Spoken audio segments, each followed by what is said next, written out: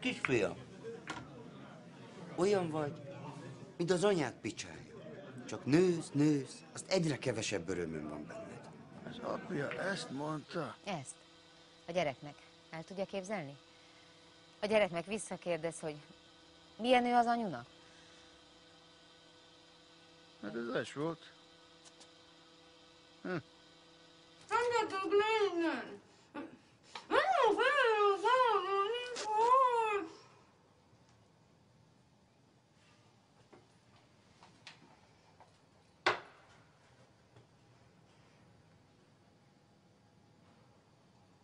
Fordulj el!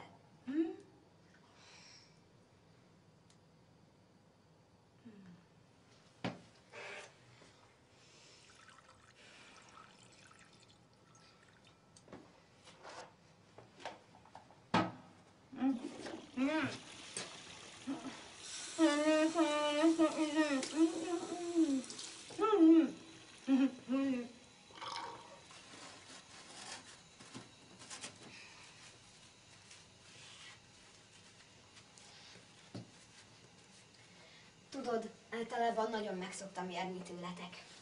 De igaza van anyukámnak. Szembe kell néznünk veletek.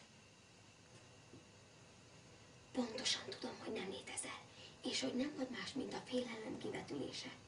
Nem akarok beszarni lenni, akit mindenki csúfol. Úgyhogy hagyd békén, oké? Okay?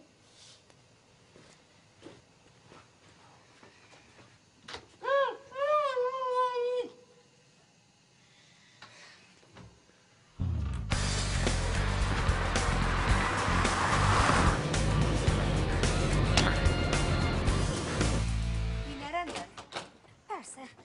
Ügybe.